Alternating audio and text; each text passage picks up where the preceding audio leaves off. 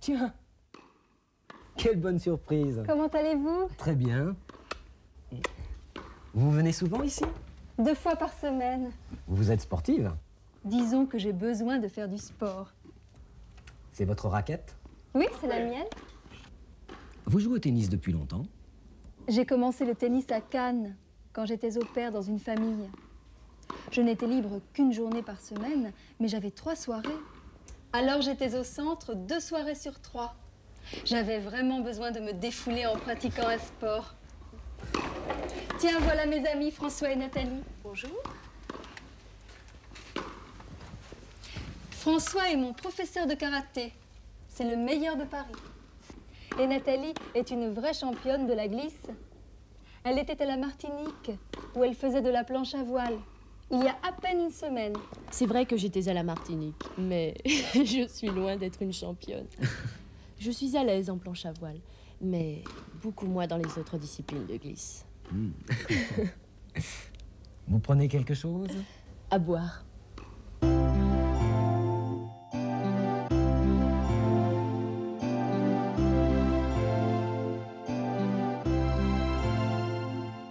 Hubert semble très content de rencontrer Anne. Je le comprends. Tu cherches toujours un partenaire? Hubert demande à Anne si elle vient souvent au club.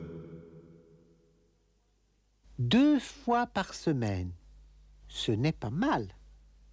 Elle dit qu'elle a besoin de faire du sport. Dis-moi, Victor, Anne joue depuis longtemps au tennis? Je ne sais pas. Elle a commencé à Cannes, quand elle était au pair dans une famille. Elle s'occupait d'enfants?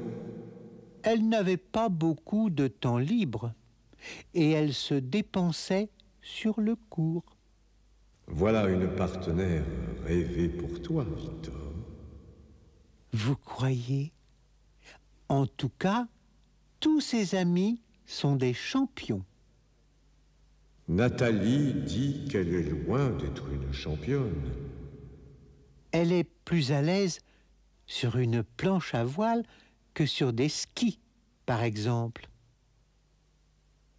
Ah, la Martinique, la plage, les cocotiers quand j'étais jeune et beau.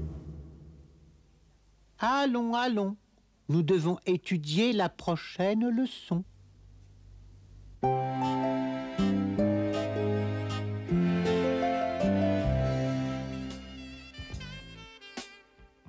Hubert et Anne se rencontrent dans un centre de sport.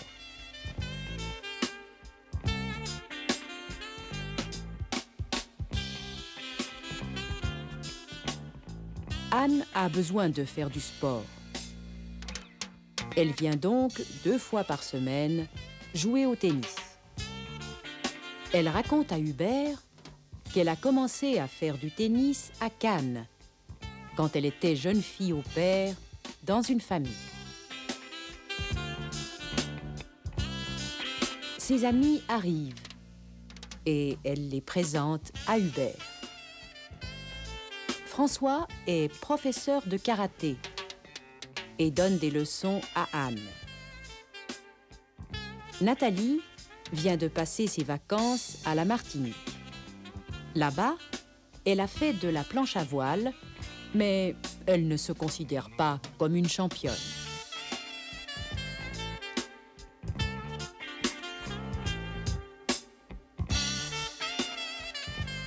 Ils vont boire quelque chose au bar.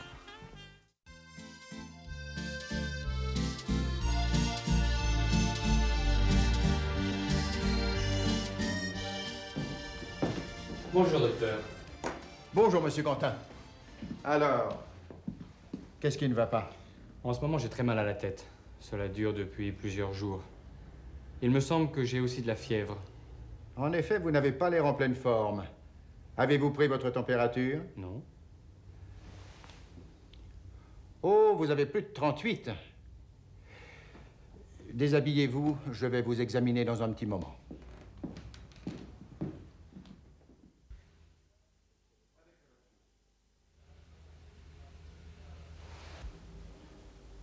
Respirez profondément.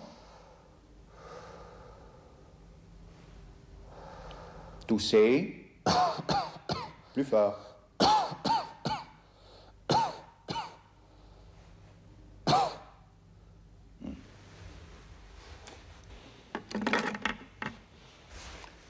Vous pouvez vous rhabiller.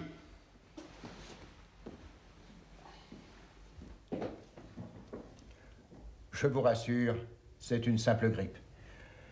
Je vais vous prescrire quelques comprimés. Avec ces médicaments, vous allez vous rétablir très vite. Restez au lit encore demain. Prenez éventuellement un peu de vitamine C le matin. Si vous avez de la fièvre demain soir, rappelez-moi.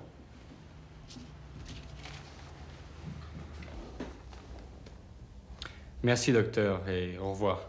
Au revoir. Et bon rétablissement.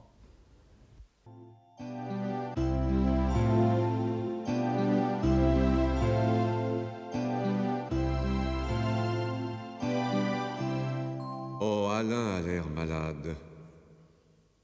Il va chez le médecin parce qu'il ne se sent pas bien. Moi, je vous dis qu'il n'a rien. Tu as fait des études de médecine, Victor? Non, mais c'est évident. Il a seulement mal à la tête et un peu de fièvre. Le médecin lui met la main sur le front. À son avis, Alain a plus de 38 de fièvre. Il va l'examiner. Alain a enlevé sa chemise. Ça y est, il peut se rhabiller. Eh bien, dites donc, c'est vite fait. Le médecin lui prescrit quelques comprimés. Avec ces médicaments, il va se rétablir très vite. Il lui dit de rester encore au lit et de prendre de la vitamine C. Bien, Victor. Et si la fièvre continue, il doit rappeler le médecin. Regarde, le médecin prépare l'ordonnance. Il la lui donne maintenant. Bravo, Victor. Tu fais beaucoup de progrès en français. Le docteur souhaite un bon rétablissement à Alain. Au revoir, monsieur. Soignez-vous bien. Et si vous toussez encore demain, appelez... À tes souhaits, Victor.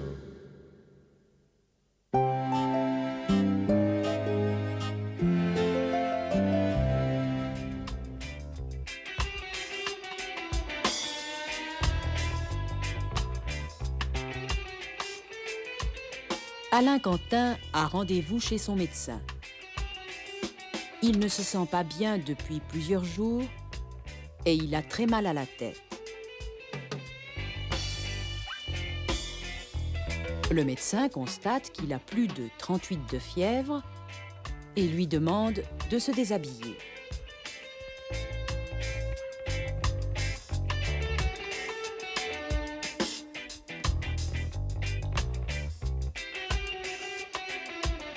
Il l'examine et l'ausculte.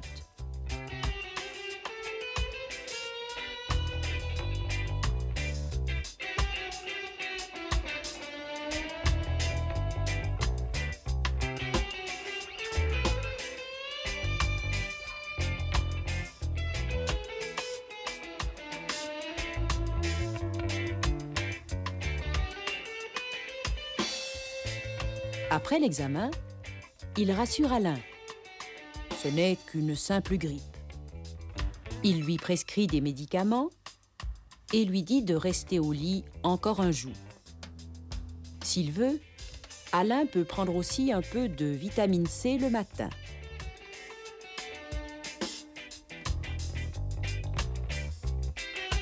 Le médecin donne l'ordonnance à Alain et lui souhaite un bon rétablissement.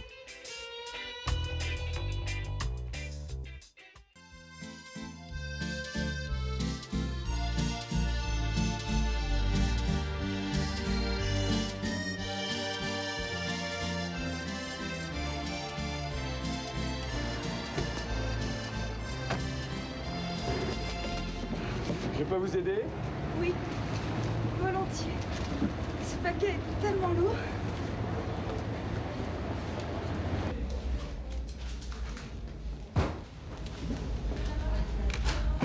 Bonjour, monsieur. Bonjour, madame.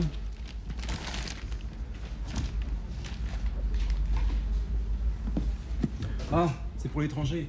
Il faut remplir le formulaire de douane vert. Qu'y a-t-il dedans? Des jouets et des chocolats. Vous l'envoyez en recommandé? Dans ce cas, il faut remplir une fiche blanche. Je ne sais pas.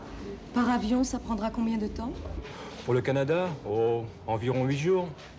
On peut l'expédier par express? Oui, votre colis arrivera un peu plus vite, mais vous aurez un supplément à payer. Alors ce n'est pas la peine. Je dois aussi envoyer un télégramme. Il faut aller au guichet numéro 5.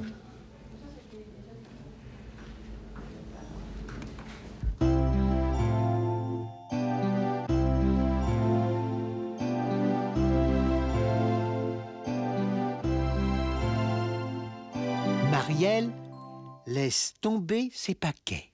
Ce monsieur va l'aider. Il les lui donne. Il est bien aimable, n'est-ce pas? Qu'est-ce qu'il y a dans ce gros paquet? Je me le demande. Des jouets et du chocolat. Tiens, il me semble qu'on n'est pas encore en décembre. Victor, en France, on fait des cadeaux aux enfants à Pâques aussi. Pas seulement à Noël et à leur anniversaire. Je veux vivre en France. Si tu réponds bien à mes questions, je te ferai un cadeau. Quoi? Tu verras. Bien. Où est-ce que Marielle envoie ses cadeaux? Au Canada. Et ça prendra combien de temps? Environ 8 jours. Une semaine, quoi. Pourquoi est-ce que Marielle ne veut pas envoyer le colis par express? À cause du supplément. Elle ne veut pas payer de supplément. Est-ce qu'elle peut envoyer son télégramme au même guichet? Non, elle doit aller au guichet numéro 5. C'est fini? Alors, qu'est-ce que vous allez m'offrir? Un lapin en chocolat. Blanc? Oui, Victor. Un lapin en chocolat blanc.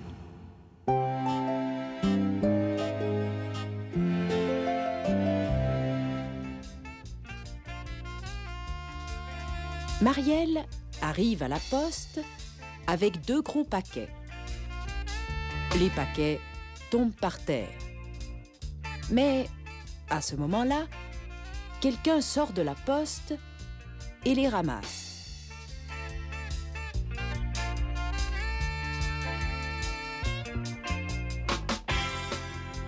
Marielle donne les paquets à l'employé. Celui-ci lui demande de remplir un formulaire de douane. Dans les paquets, il y a des jouets et des chocolats. Marielle ne veut pas payer de supplément pour l'envoi en express.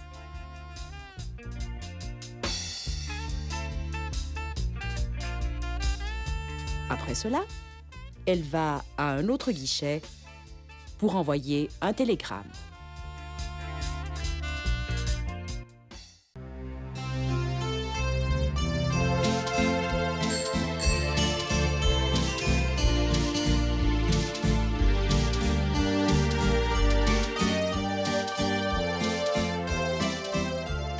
Salut, je m'appelle Victor et je veux apprendre le français.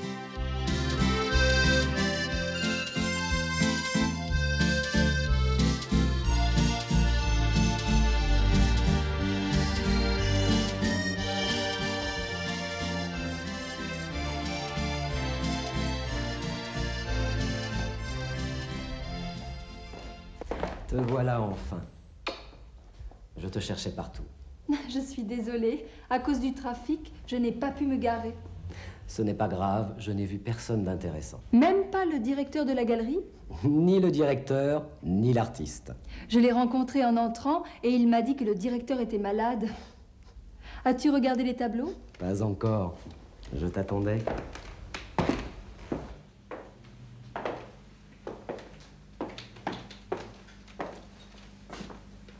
Quelle originalité! Et quelle nuance dans les couleurs! Oui, André Leroy a vraiment beaucoup de talent. On m'a raconté qu'il était autodidacte. Je ne sais pas, mais ce n'est pas important. J'adore son style. Ah tiens, voilà notre cher André Leroy. Comment allez-vous, maître? Je t'en prie. Mais cela me fait plaisir de te voir. Vous prendrez bien quelque chose? Avec plaisir.